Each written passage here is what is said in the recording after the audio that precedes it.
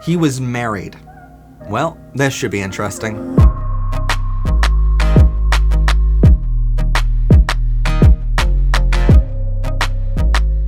Welcome everyone to Powered and Protected by Rainbows. I am of course your host, Matt Haslam.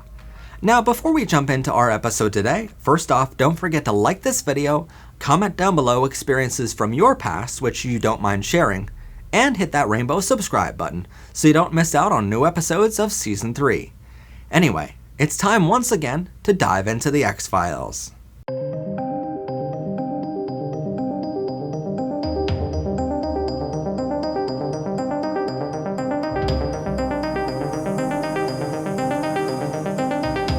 The ExFiles, the series on our channel where I tell you all about an ex of mine in hopes that you might learn something from my mistakes. And today I wanted to talk about this guy named Trace.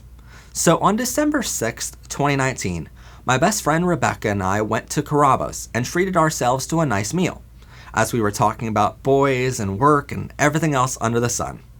Well, during dinner I just happened to be in range of a guy on a dating app. He stood out from many of the other guys who message on those apps because he genuinely wanted to get to know me instead of asking for pictures of body parts or things I don't really like talking about at first.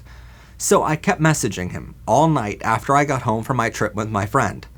He was funny, looked cute in his profile pictures, and seemed pretty smart.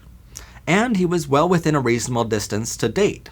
A day later and we were both still pretty happy with how it was going. He even asked me on a date, and I told him that I wanted to get to know him even better before saying yes. So I started asking him where he worked, and all these questions about who he was. Well, it turned out that he was a security guard, and he belonged to the same tribe that I belong to in the LGBTQ community.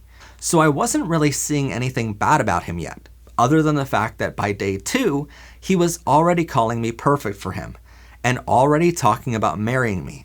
But one red flag wasn't going to send me packing. After all, he was super nice, he was funny, and he was doing everything else right in my mind.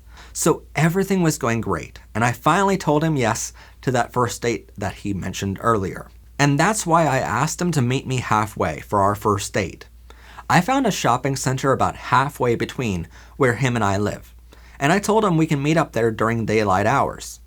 Then if things were going well, there was a pretty good restaurant right across the street, which we can go to for dinner and then each of us can go home separately. But Trace turned down that idea and asked me to come to his work. And to be fair, I love the idea of surprising someone at work with lunch or just a casual hello, but not as a first date idea, especially because he wanted me to walk around with him in the area that he patrols as a security guard while he was still on the clock. So it makes me feel like he's getting paid to date me, which is a weird feeling I couldn't shake. But maybe all of this back and forth trying to figure out what to do on a first date was for the best, because in our text messages, I began to notice a trend. I began realizing every idea he had was within a few miles radius of where he lives, and all of them were at spots like malls or his work, where the public busing system would have regular stops. And this led me to finally asking him what kind of car he drove. That way I can know which kind of car to look for once we met up in person for the first time. I mean, for those wondering, this is an amazing trick I learned from a friend of mine, to casually ask a guy if he has a car, without directly asking him that question. But Trace told me that he doesn't drive or have a vehicle at all, and takes the bus to work every day. He also told me that he works 6 days a week, and sometimes 7. So that's why he wanted to date me on his lunch break or when he was working, because that was the only time he could date me. But I still wanted to date him when he wasn't getting paid to work. Thus, I told him it would have to be during his day off, and I ignored the red flags so far. I even offered to come pick him up at his home on his 1 day a week where he was free. That way we can go to some mall or to some restaurant and just hang out for a bit. And then he let me in on another little secret of his. See, it is perfectly fine for a guy my age to still live with my family. So when Trace told me that he lives with his family, it was perfectly fine in my eyes. The only problem was when he started asking me what I wanted in a relationship with a guy. I told him the truth about many aspects, like the fact that I want exclusivity, and I want a perfectly honest relationship. I also told him that I want a guy who isn't afraid to spend the night at my house, or invite me to spend the night at his place. He loved the idea of spending the night at my house, but with 7 other family members at his house, he told me it was going to be difficult. But through that conversation over a few hours' time, 2 giant red flags surfaced. The first of which was that he slept on the floor of his sister's bedroom every night. So his sister, her boyfriend, and their son slept on a single-sized bed in the bedroom. Trace put a comforter blanket on the hardwood floor and slept on that every night. And don't get me wrong, I felt terrible for his situation, that he didn't have a bedroom or even a bed for himself. But there simply wasn't anything I can do about that. I knew he would never be able to let me stay the night, which was a red flag for me, because that's something I want to do with a boyfriend eventually. His answer to this, which again was before we had our first date, was that I shouldn't worry about spending the night at his house. He told me that within 3 months, he could easily just move into my house, 45 minutes away from his family, and submit paperwork to be transferred to a location up my way, so he can work around where I live. So I clearly told Trace that him moving in was not an option until at least a year or longer. He did not like that at all, but he kept talking to me really nice and still trying to be really cute and funny. The second red flag which surfaced while talking about his house and his giant family living there was the fact that none of them knew that he was gay. None of his friends, family members, or coworkers knew he was only attracted to other guys. And I want to be clear, you should never come out before you're ready to come out to people. We said that on this show many times, including our preparing episodes linked below. But that's why I could never come over his house to pick him up, because he didn't want them to know I existed at all. He wasn't ready yet, which was perfectly fine, but personally, I would find it hard being with someone who wouldn't be okay with taking photos together, and I would never date someone who tried to hide me from everyone else in his life. It makes me feel like I'm not good enough to introduce, or I'm not worthy of being next to him. Trace's solution to this was that I was going to be the way he came out to his family. According to him, he was waiting to get a boyfriend. That way he could invite his boyfriend over to his house and casually tell his family over dinner that his friend was really his boyfriend. But considering this is most likely the worst possible way here at our show we can think of to come out to someone, I told him that I didn't want to be involved in his coming out. You should never put someone who is out as gay in the middle of what could be a hostile environment. If you want help coming out, ask someone who is out or who is an ally to wait outside just in case you need a quick getaway car. But don't bring them in, just in case things get heated, so they can be the mediator between you and your family. That's not fair to them, no matter friend, family member, or your apparent boyfriend, which he was already calling me his boyfriend by the end of day 2 as well. But I continued to talk to him because again, I was single, and by this point, it was really close to Christmas. I didn't want presents or anything for Christmas. I just wanted a boyfriend and didn't want to be single any longer.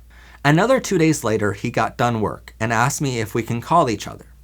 We still had no plans made for our first date, but we both wanted to have a first date still. And shortly after getting on the phone, he told me the biggest red flag of them all. After a few minutes of telling me how perfect I am, how I am his soulmate, and how he really wants to marry me one day soon because I seem like I'm the one for him, I told him again that I wanted to get married one day down the road. I even told him whoever that guy ends up being that I marry, I know I would choose the right guy. But Trace asked me if he was the guy I was going to marry one day. So I told him maybe. If things worked out, sure. But I made no promises of him definitely being that guy, because we hadn't even gone on one date yet. He did not like it that I wasn't willing to make those kind of promises yet. And I told him that talking about marriage with me was starting to get annoying, especially before a first date. At first, it was flattering, but when it became his every other word, it's creepy. But he needed to tell me the truth. The truth was that he was already married at one point before in his life to another guy. And sure, I was confused as to how he wasn't out of the closet to anyone, including his closest family members, and yet he, at least at some point in his 28-year life so far, was married to some guy. So, while still talking on the phone with him, I asked him the next logical question. I remember that he told me his last relationship ended 2 years ago, and I wanted to know if that relationship was the same one in which he was talking about now, the one he was married to. His answer wasn't great. There was in fact a guy 2 years ago who he was boyfriends with, which again was perfectly fine in my eyes because I don't judge others on their past relationships before they meet me. But this ex-husband he was talking about now was a guy who he met in August 2019, got married to in October 2019, and filed for divorce from in November 2019. Oh, and if you need a reminder, this phone call I'm talking about with Trace took place on December 10th, 2019, meaning it was less than a month since he filed for divorce with the guy Trace kept referring to as his ex-husband. At this point, I was wondering 3 obvious things. First off, I asked him when did the divorce go through, and when was it finalized? His answer was that divorce is a long legal issue, which sometimes takes up to 2 years to finalize. In other words, he is still married to his husband. My second question was, why did he tell me his last relationship ended over 2 years ago when he knew that even the day that he first messaged me on December 6th, he was still legally married? His answer was that he didn't know how to tell me, so he just decided to lie. And if you learn nothing else from this series on our channel, let it be the fact that no matter what you do, or no matter how upset they will get over it, lying to your partner is 1,000,000 times worse than whatever you originally did. And third, I was wondering how he thought I was going to take the news that he was married. How did he expect for this relationship to work while he was still divorcing his ex? But Trace thought we could just date and forget about it until the final divorce papers were signed, up to 2 years from now. But keep in mind, Trace wanted to marry me within 12 months and move in with me at my house within 3 months, all of which is hard to do when you're still legally married to someone else. So I got off the phone with him and I asked him to send me a picture of himself. I wanted to, in some way, see if looking at how cute he was brought me even the slightest smile anymore. And for the first time ever, he sent me a full body picture. But in 4 days' time after he messaged me for the first time, I learned that he was self-conscious about his body, even though he told me he was only 200 pounds, which is completely reasonable, seeing that, coincidentally, I am the same weight.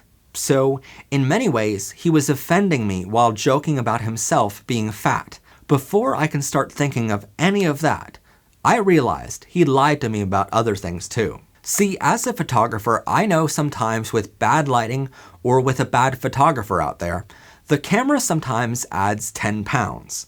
But a camera, no matter how bad, simply cannot add 300 pounds or more.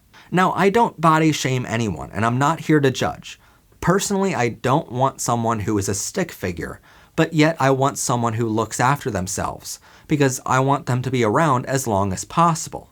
What I find attractive is somewhere in the middle, but I'm willing to give and take on the subject of weight if someone's personality makes up for that, because personality is always more important. And that's why his weight didn't bother me. The fact that he lied to me at least 3 times in our text messages over just 4 days about only being 200 pounds was a clear sign of his personality. So overnight, I blocked him on every social media account, his cell phone number, and on the dating app we originally met on. He knew why I no longer wanted to talk to him, or at least he would quickly figure it out in the morning when he woke up. As for him, well, he's still married right now. So I wish him the best of luck in a quick divorce, and in finding a new guy who will let him move in and marry him all within a year. As for me, I learned way more red flags which I never thought I would need to look out for. I learned that I'm way stronger of a person than I thought. And I learned that even my heart isn't willing to settle for red flags for no other reason than to not be alone. But anyway, that's all for our episode for today. I hope you have learned from my mistakes I've shared in this series. If you want to see other episodes of this series, I'll leave a link below to the whole playlist. If you have any stories of your own which you don't mind sharing with everyone, please do leave those in the comments down below. Don't forget to like this video, subscribe to our network for plenty of great gay content to come in the future, and share this video with others. I'm Matt Haslam, this has been PBR, and have a gay day everyone. Bye for now. Watch Powered by Rainbows Season 3, only on MHP TV.